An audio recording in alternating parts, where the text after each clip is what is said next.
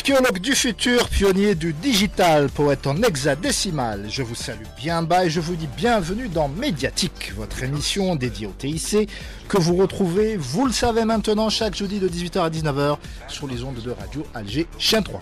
Je suis Reda Benassel en compagnie de Lamine B derrière la vitre et de mes chroniqueurs de talent. Nous allons tenter pendant une heure de temps de faire et défaire l'actualité en matière d'innovation, de clubs étudiants de recherche scientifique et surtout de nouvelles tendances.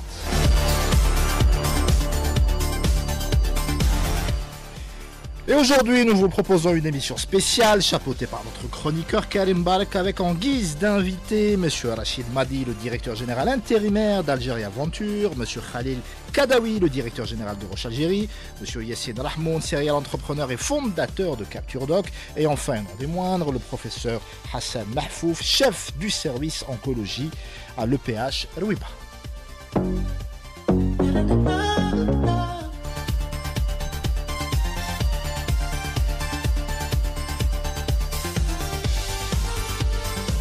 Et tout ça, bien d'autres choses encore, c'est dans Médiatique, l'émission qui vous emmène à la découverte de la Terra Numérica, juste après ceci.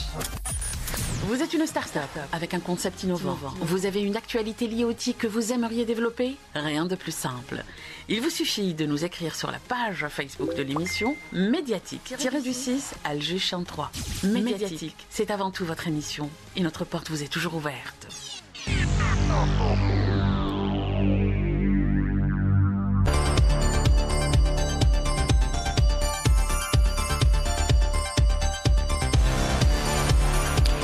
Et on s'intéresse aujourd'hui à un hackathon qui se tiendra les 24 et 25 janvier prochains sous le haut patronage du ministère de l'économie de la connaissance, des startups et des micro-entreprises ainsi que du ministère de la santé. Cela s'appelle SlushD et ça va se focaliser sur l'innovation dans le domaine de la e-santé. On en parle ce soir avec nos invités, en l'occurrence M. Rachid Madi, le directeur général intérimaire d'Algérie Aventure, M. Khalil Kadawi, le directeur général de Roche Algérie, Yassine Rahmoun, serial entrepreneur et fondateur de Capture Doc, et enfin, et non des moindres, le professeur Hassan Mahfouf, chef du service d'oncologie médicale à l'EPH Rouiba. Karim, la e-santé, c'est la nouvelle tendance de 2025 ? J'espère que ça va pas rester en tendance, ça va être que tu es concret parce que la e-santé est très importante. On a beaucoup de soucis ici en Algérie pour le suivi des patients, pour disons, entre guillemets, la traçabilité ou la progression de la maladie. On va en parler avec le professeur. Et ça va résoudre beaucoup de problèmes, notamment les traitements à distance ou les opérations à distance et beaucoup d'applicatifs qui peuvent être faites dans ce domaine-là. Et c'est pour ça qu'on reçoit nos chers invités et le hackathon qui va se faire, j'arrive toujours pas à le dire. Le SlushD. Bienvenue. Quelle belle prononciation, Karim Barek. Alors, cet événement, ce hackathon, on va avoir le plaisir d'avoir avec nous en Algérie 20 business angels internationaux, s'il vous plaît, plus de 500 game changers de l'écosystème algérien local, une exposition pour découvrir ces startups, et ils vont présenter en fait leurs produits, leurs innovations, sans compter évidemment des dizaines de conférences et de workshops. Qui se dévoue autour de la table pour me raconter la genèse de ce projet? Je peux. Allez, vas-y, monsieur Kadawi. Alors, la genèse de ce projet a démarré il y a environ 2 années. C'était lors d'un voyage que nous avons effectué, mon équipe et moi, en Finlande, pour assister à Slush. C'est quoi Slush? En fait, Slush, c'est l'un des plus grands événements dans le monde, dans le domaine de l'entrepreneuriat. Et on était très inspirés de voir ce qui se faisait pour les entrepreneurs, pour les startups. Et en rentrant de ce voyage, on s'est dit, waouh, pourquoi pas ramener cet événement en Algérie? Et donc on a discuté avec Slush, avec les organisateurs, et ils ont la formule de localiser l'événement dans un pays. Donc il fallait appliquer, il fallait... un peu sur le modèle des TEDx, voilà. Exactement. Et en parallèle à ça, donc comme on est dans la santé, donc on était aussi en train de travailler sur une feuille de route pour catalyser ou pour stimuler l'entrepreneuriat dans la santé. Nous sommes dans la santé. L'Algérie est un pays qui est très large. On sait que les maladies, en tout cas que nous traitons, sont des maladies qui sont lourdes. Et combien même l'État met beaucoup de moyens pour traiter ces maladies, on se rend compte qu'il y a beaucoup de défis sur le parcours de malade. Et donc, on a connecté... Et c'est un euphémisme, voilà. Voilà, on a connecté un petit peu les points et on s'est rapproché du ministère des startups. On a noué un partenariat avec nos chers amis de Algeria Venture et on a mis ça en place ensemble depuis quelques mois. On a le plaisir maintenant d'être à la veille de cet événement qu'on va conduire le 23 janvier 2025. Très bien, Karim, qu'est-ce que ça t'inspire? Bon, la première des questions, si tu permets. Voilà, Karim qui est déjà malade et qui aurait bien besoin qu'une start-up se penche sur son cas. Non, mais la première question que je me pose, c'est comment concrètement ce hackathon va influencer ou comment dire, impacter l'écosystème de start-up en Algérie. C'est-à-dire, y aura-t-il une prise en charge après ce hackathon? Parce qu'on a vécu beaucoup de rencontres comme cela, comme les Startup Weekend, les TEDx, etc. Où les montagnes, en fait, accouchent d'une souris. Voilà, c'est que, non, mais surtout, c'est la prise en charge après ce hackathon. Est-ce que votre entreprise, par exemple, ou d'autres entreprises, comme des investisseurs qui vont venir assister, est-ce qu'ils vont continuer l'aventure avec ces startups qui vont pitcher ou présenter leur projet? Très bien. Alors, Monsieur Caduit.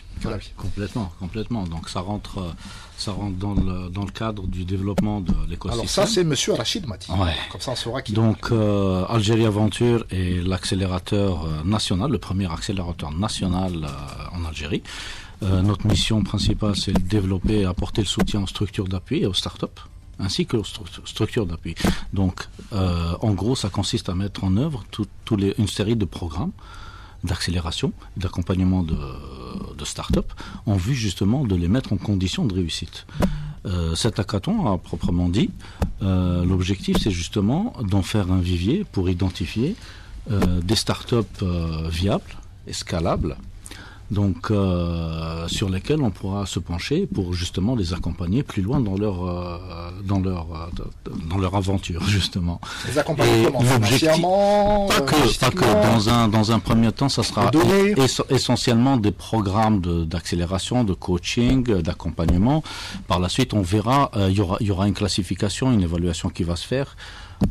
Les plus prometteuses d'entre eux, l'objectif à travers cette démarche, à travers cette accélération, c'est de les mettre en condition justement d'aller chercher des investisseurs pour se développer, pour, disons, sortir une nouvelle génération d'entrepreneurs en Algérie qui ne se focalisent pas. Parce que généralement ce sont des techniciens purs et durs, et pas forcément la bosse du commerce. Exactement. Non, je veux dire l'approche principale, c'est que aujourd'hui, la nouvelle génération qu'on s'efforce de faire émerger, c'est des entrepreneurs qui vont chercher les sources d'investissement chez les investisseurs. Ils vont pitcher au lieu de traditionnellement chercher de la dette. Donc, on va les mettre en position d'aller pitcher auprès d'investisseurs, d'autres compagnies, à travers diverses démarches. Par exemple, l'Open Innovation, pour présenter des solutions pratiques concernant des problématiques qui sont vécues par des sociétés, des opérateurs ou certains secteurs. Et c'est à travers ce genre de démarche qu'on peut mettre en place des tremplins, justement, pour développer nos startups. À savoir que à travers nos activités, depuis qu'on existe, et on opère depuis 3 ans, que depuis 3 ans, on a quand même pu avoir un impact significatif, que ce soit sur l'échelle nationale et internationale, dans le sens où on participe et on fait participer nos startups sur des événements majeurs à l'international, et ils sont confrontés et ils voient comment les choses se passent, comment les startups évoluent, comment les autres écosystèmes évoluent, et c'est assez prometteur dans le sens où nos startups se positionnent assez bien. Donc, vous avez parlé d'accélération. Ouais. C'est-à-dire, je comprends que dans ce hackathon, les participants doivent être déjà constitués. C'est une start-up alors, on parle labellisée ou bien. Absolument. Est-ce que c'est des équipes qui sont sur place? Absolument.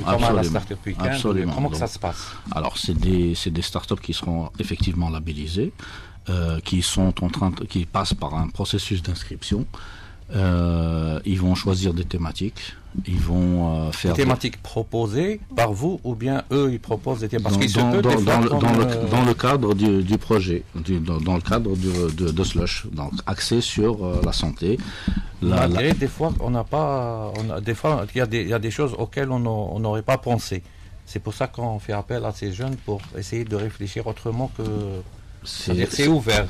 C'est le concept de l'open innovation. D'accord. Alors, si je peux complémenter sur ça.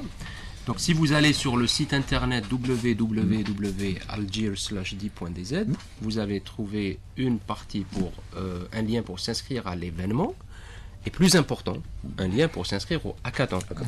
Et sur ce lien pour s'inscrire au hackathon, vous allez trouver 3 problématiques. D'où viennent ces problématiques? Donc, c'est des problématiques qui viennent de notre système du parcours, disons, de patients. Ces problématiques sont les suivantes. Alors je vais les énumérer ça va nous permettre d'en débattre justement. Voilà, donc il y a le premier, améliorer la communication en temps réel entre les professionnels de santé. Donc ça, c'est une première problématique. Deuxième problématique, comment renforcer le suivi des patients à distance. Encore une fois, on parle de l'Algérie, où il y a des malades qui vivent très loin des structures de prise en charge de l'hôpital, et la problématique de suivi à distance est posée. Troisième problématique, qui est très importante, et peut-être aussi que notre cher professeur Mahfouf peut la commenter, c'est l'optimisation du parcours du malade au sein de l'hôpital. Alors tout ce qui est lié à la gestion des ressources, comment fluidifier les procédures internes de suivi du malade à l'intérieur de son parcours dans l'hôpital. Donc c'est des problématiques sur lesquelles on a réfléchi, en partenariat aussi avec des spécialistes dans l'écosystème de santé, qu'on a porté comme ça de manière publique. Et vous avez parlé tout à l'heure de qu'est-ce qui va suivre après. Voilà. Donc il y a l'événement lui-même, donc l'événement c'est un événement, il y a le hackathon, mais nous on se réjouit beaucoup plus de l'après-événement, dans le sens où on est engagé, notre entreprise est engagée à soutenir financièrement, à accompagner ces startups pour autant qu'ils puissent être présélectionnés ou la sélectionner par un jury aussi d'experts à aborder ces problématiques. La question de Karim était légitime, elle était un peu provocatrice, mais elle était là au bon endroit, parce qu'on a l'habitude de ce genre de hackathon. Au final, c'est plus de la communication qu'autre chose. Les entreprises s'en lavent les mains juste après l'événement. Les startups, certains sont des concouristes, donc ils ne créent leur startup que pour cet événement, que pour remporter le cash prize et repartir, etc. Donc c'est pour éviter peut-être certains abus qu'on a pu voir les années précédentes. Alors, on en est conscient, et plus que ça, on a le plaisir, ou la chance, ou l'opportunité d'être dans une compagnie internationale. Donc il y a des filiales partout, dans tous les pays du monde.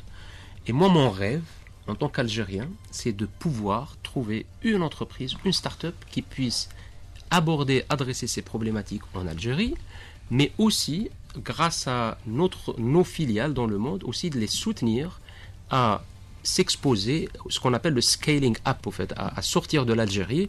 Pourquoi? Parce que les problématiques de santé qu'on voit aussi en Algérie aujourd'hui sont les mêmes problématiques qu'on voit dans des pays aussi très développés. Donc il y a toute l'opportunité, il y a toute une opportunité à ces startups, à ces porteurs de projets de réussir à l'international avec notre soutien. Alors, je rajouterai aussi un élément au-delà de cet événement.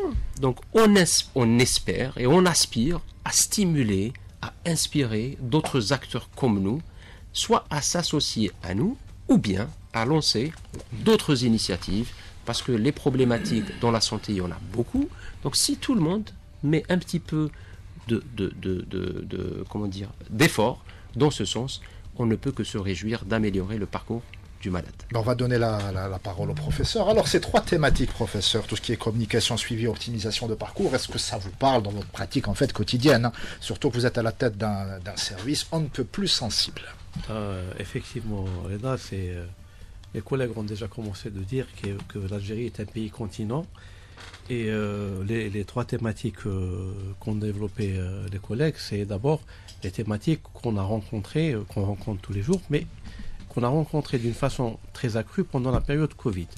C'est-à-dire, il y avait une discussion, l'Algérie étant un pays continent, il fallait discuter, mettre les protocoles idoines pour la prise en charge, pour la prévention d'abord des patients, du citoyen, la prise en charge des patients atteints, la prise en charge des patients qui arrivaient dans des stades évolués de la maladie, etc.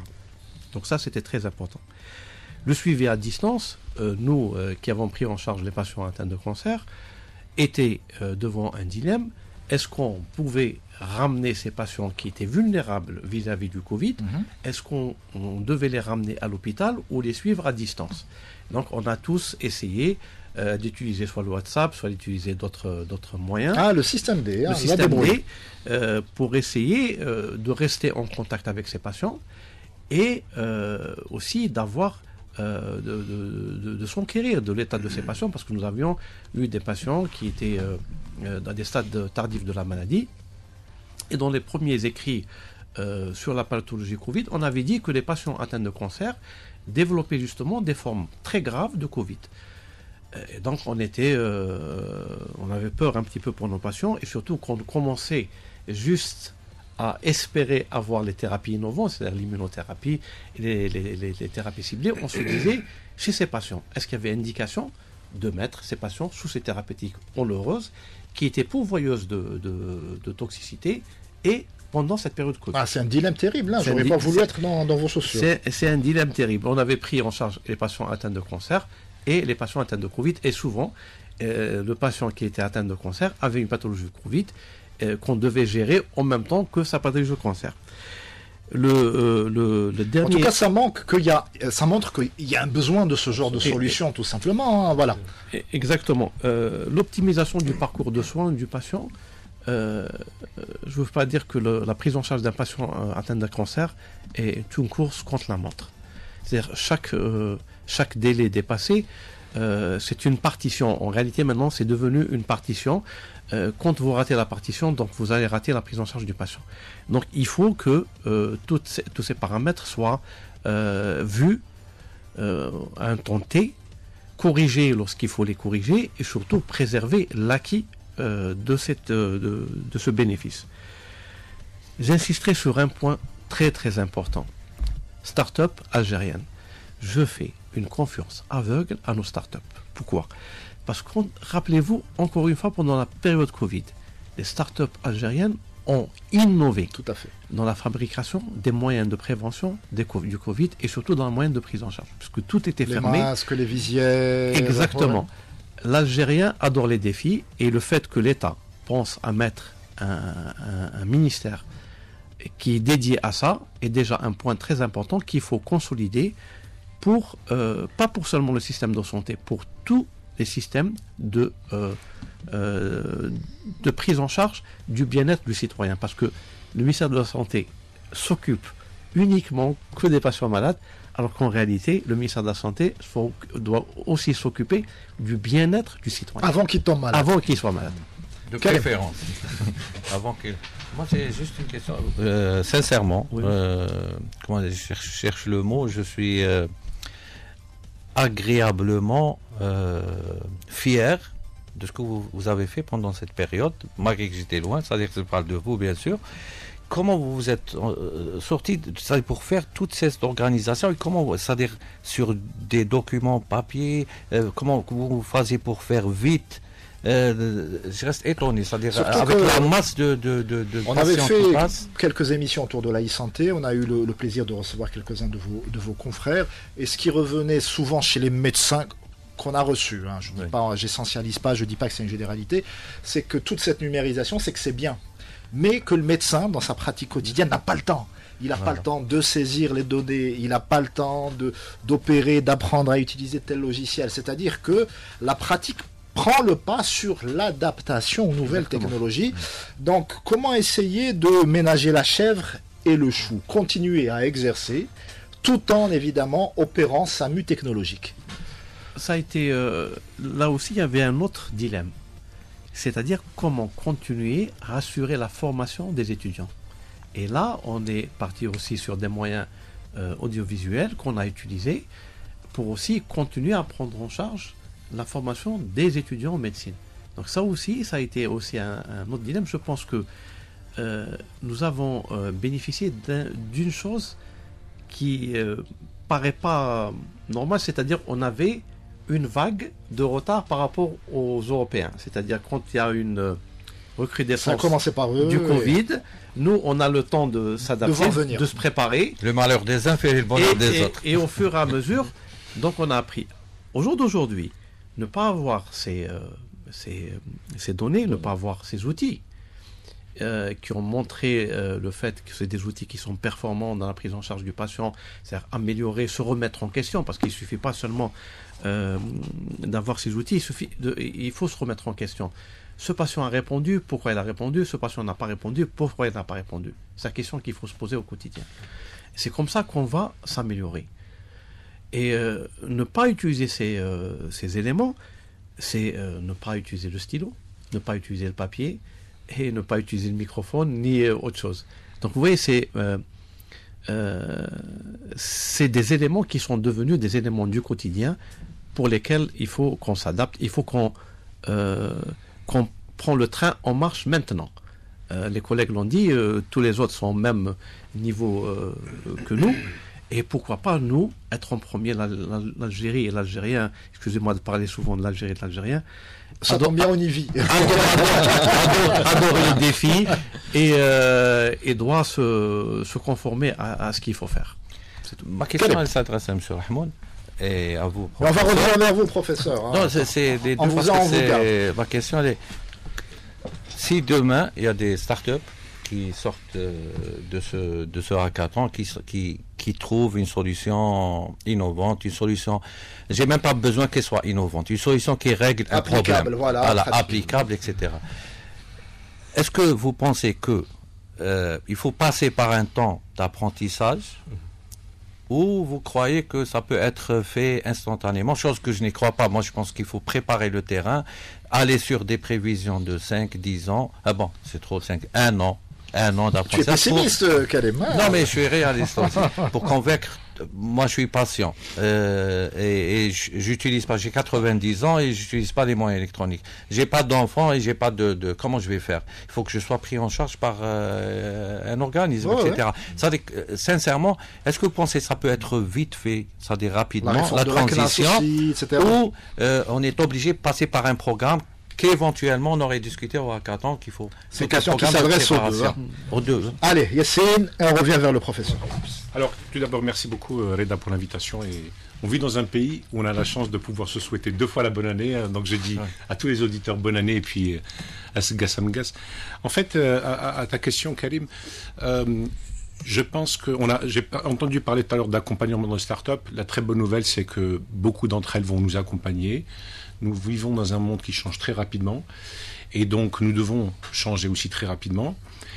Pour répondre à ta question, les startups peuvent apporter 2 choses, itération et innovation. L'itération, c'est de travailler sur l'existant pour essayer de l'améliorer, le rendre plus efficace, moins cher, plus rapide, etc. Donc ça, c'est pour travailler sur l'efficace. Et puis, on entend parler de beaucoup d'outils.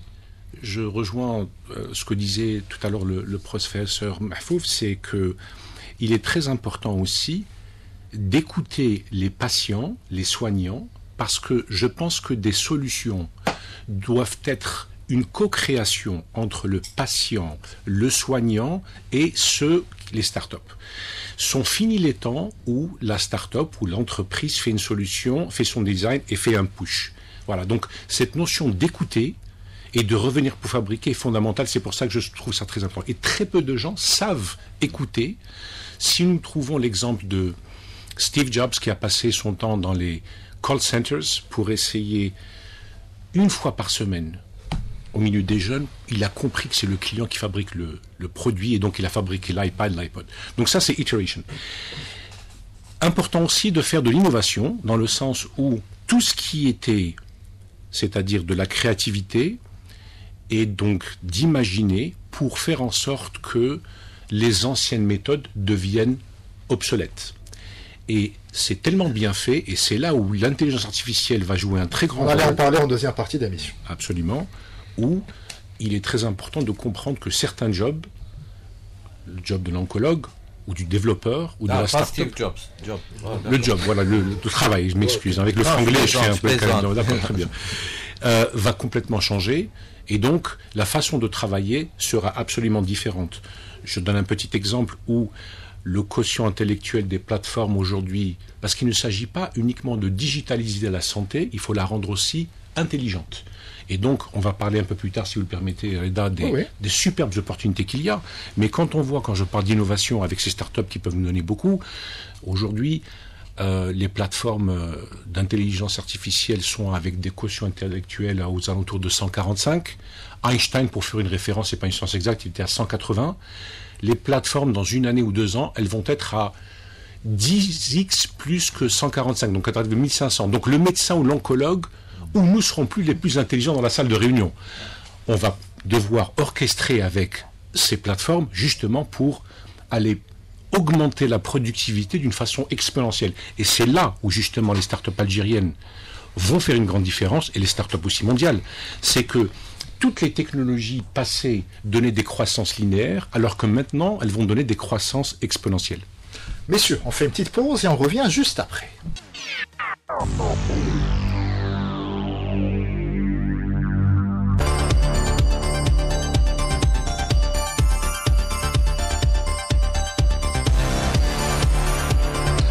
Et on continue notre passionnante émission autour de la e-santé en compagnie de Rachid Mahdi, Khalil Kadawi, Yassine Rahmoun et le professeur Hassan Mahfouf, sans oublier bien évidemment notre chroniqueur Karim Barek. Karim, on va essayer de détailler quelques-unes des tendances e-santé de 2025, à commencer par l'intelligence artificielle qui promet de complètement chambouler la médecine. En tout cas, je vais parler pour moi-même. Je ne suis pas médecin. On le saurait.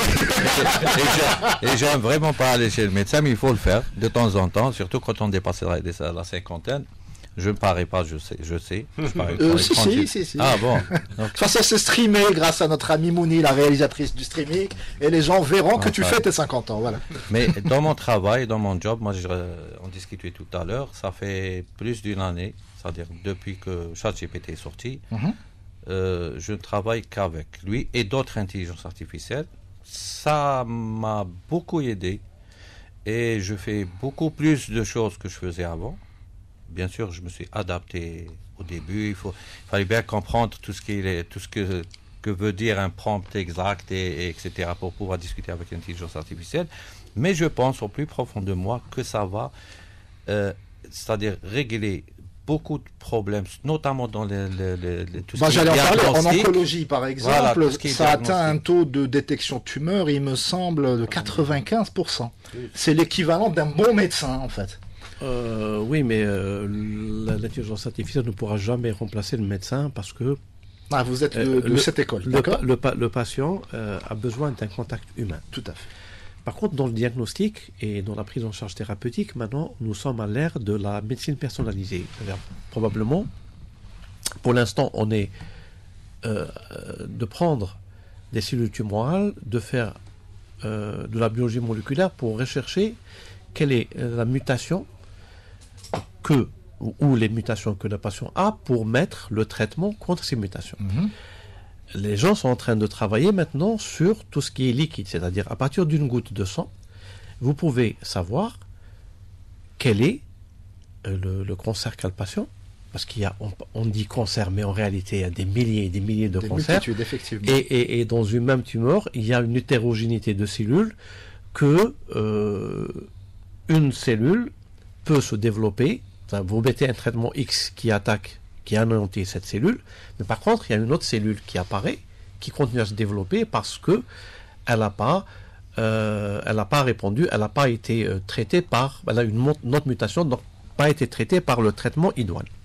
Donc l'intelligence artificielle va, à partir de cela, dire quel est le pourcentage de cellules qui expriment telle mutation, quelle est celle qui ne l'exprime pas, et aider le médecin à prendre la bonne décision. À prendre en charge la décision thérapeutique. Mais par contre, qu'on le veuille ou non, l'intelligence artificielle est déjà dans le diagnostic maintenant, en imagerie, pour l'IRM, le PET scan, etc., déjà est utilisée parce qu'elle transforme des données réelles, brutes, en numérisation. Et donc, moi je vois que l'humain va rester humain, donc le contact patient-médecin doit rester le même. Mais par contre, tout ce qui est outils du diagnostic, efficience du diagnostic, efficience de la prise en charge thérapeutique, et surtout raccourcissement des délais de prise en charge et donner les traitements idoines aux patients. Les gens maintenant vous disent économie de santé. L'économie de santé n'est pas une notion comptable. L'économie de santé, c'est d'abord faire de la prévention. Donc, quand vous saurez quels sont les facteurs qui vont engendrer cette pathologie cancer, vous pouvez lutter déjà contre ces facteurs. Monsieur Kadawi. Oui, alors moi j'aimerais, pour compléter ce que vient de dire professeur Mahfouk, j'aimerais partager une expérience qu'on a vécue lors d'une campagne de sensibilisation au mois d'octobre. Donc Octobre Rose, comme vous le savez, donc on parle beaucoup du cancer du sein. Donc on s'est rendu compte, en travaillant avec une association de malades, qu'il y a des régions dans le sud où il y a un manque de radiologues. Clairement. Voilà. Donc ce qu'on a fait, c'est qu'on a accompagné un radiologue avec une solution d'intelligence artificielle qui a permis quoi? Elle a permis de multiplier le temps que passe le radiologue pour voir une mammographie par 4. Et donc la précision de diagnostic, de détection, elle est vraiment phénoménale. Et dans des campagnes de sensibilisation ou de dépistage, ici on parle de dépistage, à grande échelle, donc là c'est du concret, ces solutions permettent aussi de faire des campagnes à large échelle. C'est-à-dire que ça permet de décharger le médecin de toutes ces tâches, pas ingrates, mais toutes ces tâches chronophages, voilà, qui prennent beaucoup de temps, absolument, et lui laisser tout le laps de se concentrer sur son vrai métier qui est soigner. Par exemple, dans le dépistage du cancer du sein, par exemple, avant, il fallait faire une première lecture, quand c'est négatif, une deuxième lecture, etc. Maintenant, avec l'intelligence artificielle, on peut raccourcir ce temps pour dire réellement est-ce que cette patiente a un cancer du sein ou ne l'a pas. Parce que avant, on disait, pour le dépistage du cancer du sein, il faut que le radiologue soit expert en faisant 2000 mammographies par an. Donc maintenant, avec l'intelligence artificielle... C'est comme les heures de vol des navigants. Maintenant, de plus en plus, donc, cette intelligence artificielle est en train de prendre sa place dans le diagnostic. Donc, pour moi, du haut de mes 28 ans de cancérologie, je me dis que peut-être l'avenir, c'est que ces solutions soient utilisées justement pour raccourcir les délais de prise en charge, parce que ça, c'est très très important. Monsieur Kadawi, et j'ai une question à vous poser juste après. Juste aussi, sur les écoles, est-ce que l'intelligence artificielle va remplacer le médecin? On a deux types de médecins qui viennent dans l'émission. Soit ceux qui croient en ça, comme le professeur, d'autres qui sont un peu plus... Ça dépend. Vraiment, il y a deux écoles de pensée. Voilà, c'est binaire. Moi, je suis peut-être un peu entre deux. D'accord. Et quand je vois ce qui se passe, je suis très convaincu. Il y a quelqu'un qui a dit ça, c'est pas moi, mais qui résonne beaucoup avec moi, qui dit que demain, c'est pas l'intelligence artificielle qui va remplacer le médecin, mais c'est beaucoup plus l'intelligence artificielle plus le médecin. Exactement. Qui vont les deux remplacer le médecin. Exactement.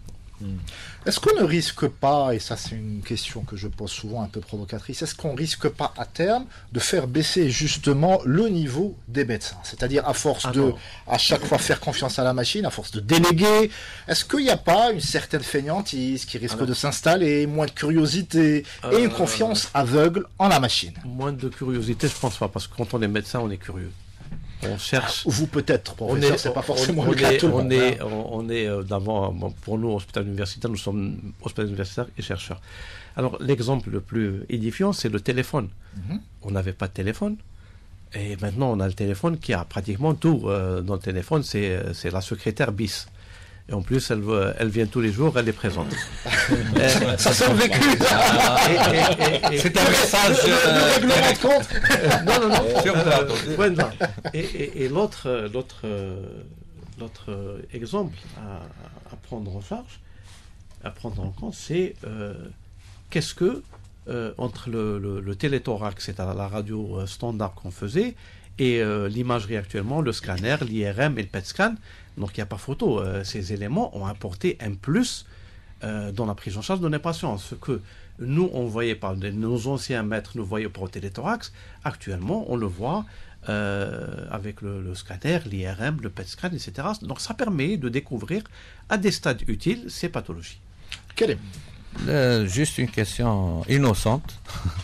Si demain, grâce à l'intelligence artificielle, pas demain, maintenant, aujourd'hui, pas uniquement en Algérie, partout dans le monde, si l'intelligence artificielle provoque une erreur au médecin, et un patient va mourir à cause de ça, etc. Qui prend la responsabilité? Est-ce que le médecin à 100% ou on va lui dire vous partagez la responsabilité? Le cadre législatif ne l'a pas encore défini. Même à l'international. Même international. International, il y a certains pays, notamment nordiques, qui sont en train de se pencher sur cette question parce qu'elle est de circonstance, mais il n'y a pas encore de consensus, j'allais dire, général. Sur la loi sanitaire algérienne, il est écrit que le médecin doit mesurer le bénéfice-risque. Voilà. Donc il n'a pas spécifié l'outil. Est-ce que le médecin va devenir feignant? Non, je ne pense pas. Pourquoi? Parce que les mathématiciens qui utilisaient les tables de multiplication, et actuellement, quand on utilise tous les systèmes de la calculatrice jusqu'à la plus performante des calculatrices, les mathématiciens encore sont grandis en trouvant des solutions rapides à des problèmes qui étaient non résolus auparavant. Yassine, je voulais juste revenir à la fainéantise éventuelle, qui est une vraie question. Moi, je pense qu'il va y avoir les deux. L'intelligence artificielle va peut-être créer de la fainéantise, mais surtout, elle va pouvoir donner plus de temps, parce qu'on peut extrapoler ce très très bon point à d'autres domaines, pas que la médecine. Oui, mais clairement. Voilà. Et fainéantise, c'est dans le sens très large de déperdition des capacités cognitives humaines. C'est ça. Sur plusieurs générations, c'était ça le sens de ma question. C'est ça, tout à fait. Et puis elle est très importante, et elle est vraie, et puis ça va se passer. Mais elle va aussi permettre à beaucoup de prendre ce temps-là, justement, pour devenir mieux dans d'autres endroits. Il y a une fameuse expression qui dit dans l'IA « We don't know what we don't know ». Nous ne savons pas ce que nous ne savons pas. Et le médecin de demain, ou l'ingénieur de demain, ou l'architecte de demain, parce qu'il va avoir de l'IA qui de temps en temps sera plus intelligent que lui, va lui donner des choses qu'il ne sait pas, Et c'est pour ça que je pense qu'aussi il faut avoir cet esprit ouvert où on doit avoir notre pays qui doit s'ouvrir davantage. C'est comme un serveur qui envoie des signaux et qui reçoit.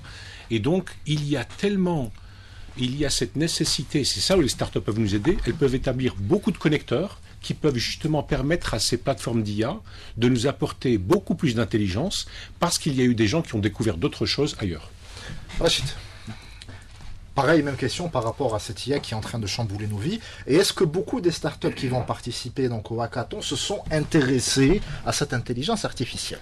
Sans dévoiler les projets, bien évidemment, mais juste un avant-goût. Bien sûr, forcément, si on parle de processus ou de solutions qui ont pour but de faciliter la vie à la fois du patient et du médecin, forcément il faudra se pencher sur ces sujets-là, comment automatiser un maximum de tâches récurrentes, pas forcément ce qu'on appelle dans d'autres métiers entre guillemets pas à valeur ajoutée, pour que le praticien justement ait plus de temps pour se focaliser sur l'essentiel.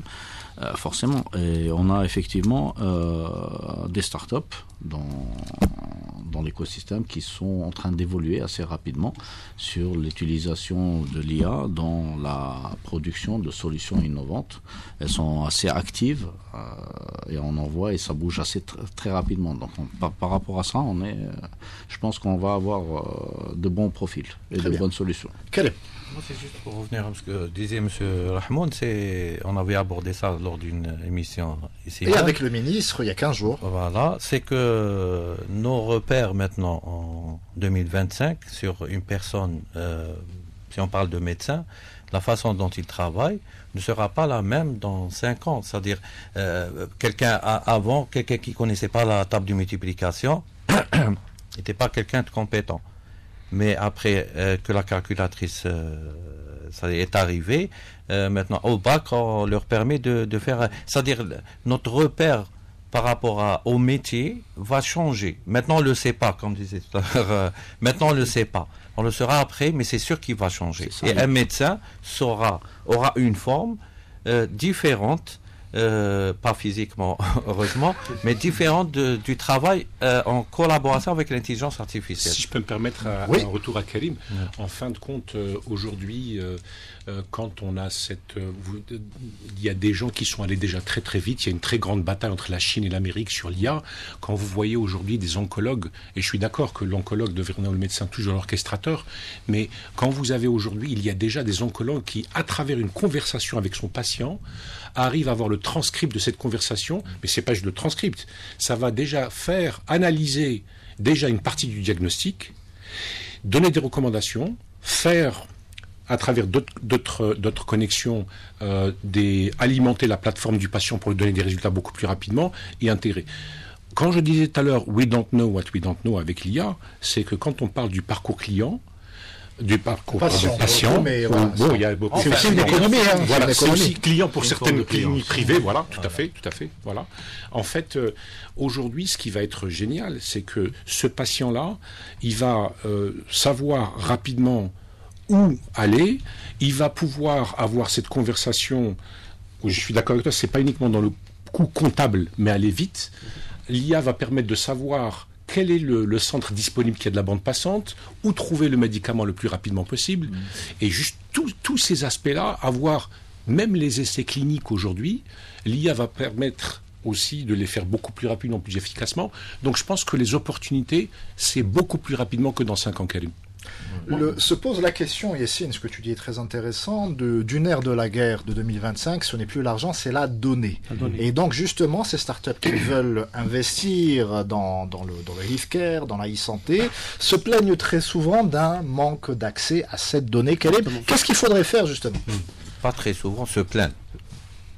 Pas très souvent. C'est-à-dire, on ne peut pas, une start-up éventuellement qui veut se lancer dans la e-santé, elle a besoin de données, comme l'analyse des tumeurs, pour ou bien des milliers, peut-être des millions de photos pour arriver à... S'ils veulent entraîner leur modèle, par exemple, ou faire un comparatif sur les taux de mortalité, par exemple, via une intervention à cœur ouvert en Algérie, dans tel ou tel hôpital, comme on disait tout à l'heure, il faudrait bien avoir de la donnée. Et ils ne peuvent pas les avoir. C'est-à-dire, je ne sais pas comment on pourrait éventuellement trouver une solution pour que parce que pour l'instant la solution n'existe pas, que ce soit dans la loi, que ce soit dans l'autorité qui est concernée par le mais problème. Je pense que exceptionnellement, je pense que Monsieur le ministre avait parlé tout à l'heure, l'autre fois. Ça reste embryonnaire. Voilà, c'est dans ça de la réflexion. Alors qu'on peut crypter les données ou anonymiser, comme on dit, les données pour que les startups puissent travailler avec ça. Je pense que c'est un sujet où il faudrait... Moi, je voudrais revenir le professeur, sur quelque chose de très important qu'a dit M. Rahmoun, c'est que la start-up ne doit pas réaliser une solution sans discuter avec l'utilisateur. Et vice-versa, l'utilisateur aussi ne peut pas s'impliquer dans le travail de la start-up pour réaliser et influencer la start-up pour réaliser son outil, son application. Il faut que ça soit, moi je pose la problématique, je veux avoir telle et telle chose, et à la start-up de faire le nécessaire pour avoir l'application. Pour ce qui est de la donnée, il faut qu'elle soit protégée, parce que il y a une confidentialité qu'il faut respecter à tout moment. Tout à l'heure, la dernière fois quand Khalil m'a appelé pour m'inviter à ton émission, j'ai pensé à un outil simple.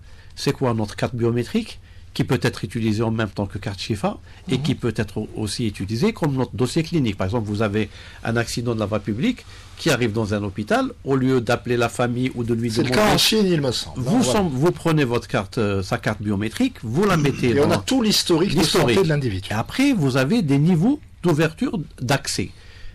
Quand il va se faire pour avoir ses documents administratifs, donc il a un accès... Au niveau des assurances, il aura un accès. Des paliers, voilà. Et au niveau des hôpitaux, il aura un accès. Et cette présence de données va permettre au ministère de la Santé de savoir à un temps T combien j'ai de patients atteints de diabète, par exemple, combien j'ai de patients atteints d'hypertension, et combien j'ai de patients atteints de cancer, etc. Et cette donnée est très importante, parce que c'est elle qui va permettre à un système de santé pour être performant. Parce que là, le ministère met les données de la CNAS, en fait. Des personnes qui sont déclarées, pas forcément de l'ensemble des citoyens. C'est pas forcément l'ensemble de tous les citoyens. Voilà. Moi, j'ai entendu parler que, par exemple, lors d'un accident, l'hôpital, il signale l'accident, les ambulanciers aussi, la sécurité, et des fois, dans les statistiques, il y a une différence. Quelqu'un qui a été signalé qui est toujours vivant, mais à l'hôpital, il est mort. Donc, il y a une différence jusqu'à ce que la famille... Par exemple, il y a notre dilemme. Oui. C'est dans notre carte biométrique, il y a notre groupage. Oui. Par contre, quand l'accidenté de la voie publique arrive dans l'établissement de santé, on est obligé de refaire un autre groupage. On ne croit pas ce que cette donnée biométrique... C'est comme la photocopie de la carte biométrique. C'est comme la photocopie de la carte biométrique. On demande, même si on a sa carte de donneur sur soi. Oui. C'est extraordinaire. Karim, il nous reste à peu près 2 minutes d'émission. Une dernière question. La dernière question, moi je voudrais que le maximum de startups participent à ce hackathon. Parce qu'un hackathon, comme je dis toujours, on n'apprend pas, ou on participe pas seulement à un hackathon, on apprend à connaître des gens, à faire du networking, etc. Même si ça marche pas aujourd'hui, éventuellement vous allez rencontrer quelqu'un de très important qui pourra vous accompagner plus tard. Donc je conseille, et je demande aussi comment on fait pour participer à ce hackathon, sur quel site Alors, Monsieur Madi, puis Monsieur Kadawi, pour les mots de la fin. Il faut que les startups continuent à s'inscrire, à s'intéresser au site qui est mis à disposition. Ils peuvent continuer à s'inscrire jusqu'à quand Quelle est la deadline? On va dire... Alors, c'est encore ouvert, donc Ouais, les inscriptions sont sur le site. En tout cas, c'est encore ouvert. J'ai checké tout à l'heure. Pas pour longtemps, il faut faire vite. Voilà, donc si je me trompe pas, alors on va mettre un peu de suspense, si je me trompe pas, c'est ouvert là jusqu'à dimanche qui va suivre, hein, donc jusqu'à la nouvelle. Donc vous avez le week-end, voilà. Donc vous avez encore le temps, n'hésitez pas, inscrivez-vous et c'est très simple, www.algiers/d.dz. Et même si vous ne gagnez pas, vous allez assister à des ateliers très importants. Et des speakers Il y aura des opportunités de networking, de contact, bien sûr. Et puis, moi, je vais y aller. l'esprit entrepreneurial, c'est ça aussi. Si un essai ne fonctionne pas, il faut toujours persévérer. Donc, voilà. On arrive à la fin de cette émission passionnante. Yaté comme ça, merci beaucoup d'avoir répondu à l'invitation de Médiatique. Quant à toi qui m'écoutes et que je tutoie, si tu vagabondes sur les ondes, ramène du monde et à jeudi prochain.